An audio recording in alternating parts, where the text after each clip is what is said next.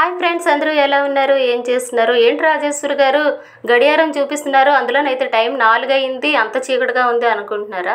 ఇది నేను శుక్రవారం 3 గంటలకల్లా లేచానండి. ఆ రోజు వీడియో అన్నమాట. 4 అయ్యేసరికి మ్యాక్సిమం సగం వంట అయితే అయిపోయింది. చాలామంది తొందరగా లేస్తారు కానీ వాళ్ళు పూజ అయ్యేసరికి 11, 12 అయిపోతుందండి. ఎన్ని రకాల వంటలు చేసినా సరే కాస్త సింపుల్గా అన్నీ రెడీగా చేసుకుని ఉంచుకున్నట్టయితే తొందరగా మన పని అవుతుంది. ఇదిగోండి, నేనైతే బయట స్టవ్ పెట్టాను. ఆ స్టవ్ మీద పాలు మరిగించాను, బెల్లం పాకం పట్టానండి.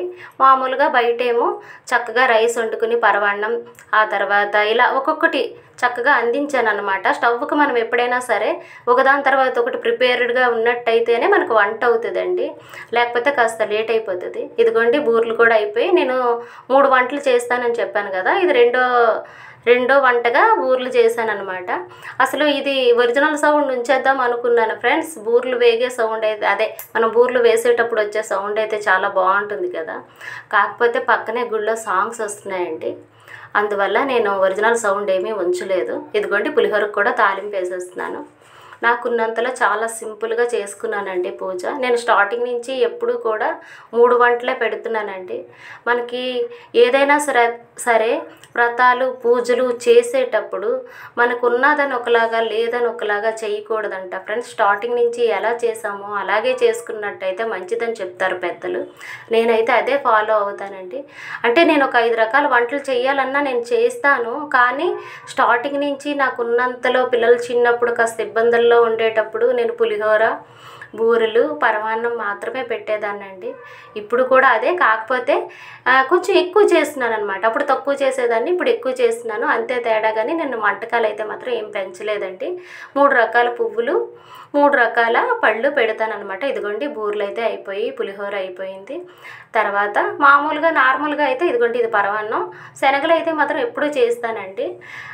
ఇదిగోండి, నేనైతే పీటకి పసుపు రాసుకున్నాను, అంటే ఒక క్లాత్ పసుపులో ముంచేసి రాసాను అనమాట. మామూలుగా చెక్కపీట అయినట్టయితే పేడతో అలికేదాన్నండి.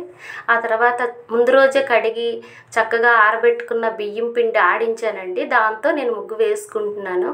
కంపల్సరీ లక్ష్మీ పూజలో అయితే మనకు వరిపిండి కంపల్సరీ కావాలండి. నేనైతే బయట తీసుకోను అనమాట మ్యాక్సిమం, అంటే వాళ్ళు ఎలా ఉంటుందా ఏంటా అని చెప్పేసి. ఇదిగోండి, చాలా సింపుల్గా చక్కగా ఈ పద్మం ముగ్గు వేసుకున్నానండి.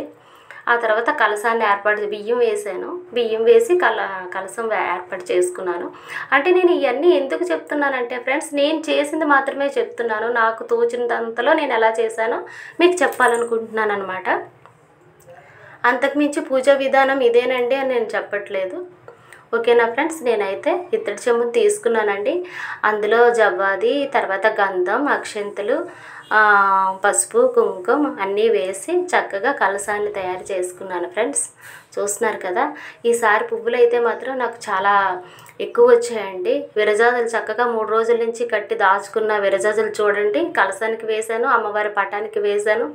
తర్వాత నాకు వేరే వాళ్ళు ఇచ్చిన పువ్వులు, తర్వాత చక్కగా ఉన్నంతలో చూసారు కదా ఫ్రెండ్స్, అమ్మవారు అయితే చాలా కళగా కనిపించారు. నేను ఈసారి గోల్డ్ అయితే ఏమీ కొనుక్కోలేదు ఫ్రెండ్స్, పసుపు కొమ్ము మాత్రమే కలసానికి వేశాను. అదే పసుపు కొమ్ము నేను మరుసటి రోజు నా మెడలో వేసుకున్నానండి. చూస్తున్నారు కదా ఫ్రెండ్స్, ఇదిగోండి, ఈ విధంగా నేను అమ్మవారిని అలంకరించుకున్నాను. నాకేంటంటే ఫ్రెండ్స్, సంవత్సరం అంతా నేను ఎదురు చూస్తాను శ్రావణ శుక్రవారం కోసం. ఎందుకంటే నేను ఈ శ్రావణ శుక్రవారం వరలక్ష్మి పూజ మొదలుపెట్టిన తర్వాత కాస్త మాకు ఇబ్బందులన్నీ తొలగిపోయాయండి. కాస్త ఉన్నంతలో కడుపు నిండా తింటున్నాము, చక్కగా ఉన్నామన్నమాట. అదంతా లక్ష్మీదేవి మహత్యం నా నమ్మకం ఫ్రెండ్స్. నిజానికైతే నేను తొందరగా పూజ చేయడానికి ఒక రీజన్ ఉందండి. మా పిల్లలు చిన్నప్పుడు ఆకలితో చాలా అల్లరి చేసేసేవాళ్ళు. కాస్త లేట్ అయితే అప్పటి నుంచి నేను మ్యాక్సిమం 7 లోపే పూజ చేసేస్తానండి. మొత్తానికి ఎలాగో ఒకలా పూజ అయిపోయింది ఫ్రెండ్స్. ఇంకా ఆ తర్వాత చక్కగా అక్కడి నుండి లేచి ఇంకా సంవత్సరం అంతా ఎన్ని అనుకున్నా ఆడుకున్నా ఈరోజు మాత్రం కాళ్ళకు నమస్కరించి ఆయన ఆశీర్వాదం మాత్రం తీసుకుంటాను. చూస్తున్నారు కదా.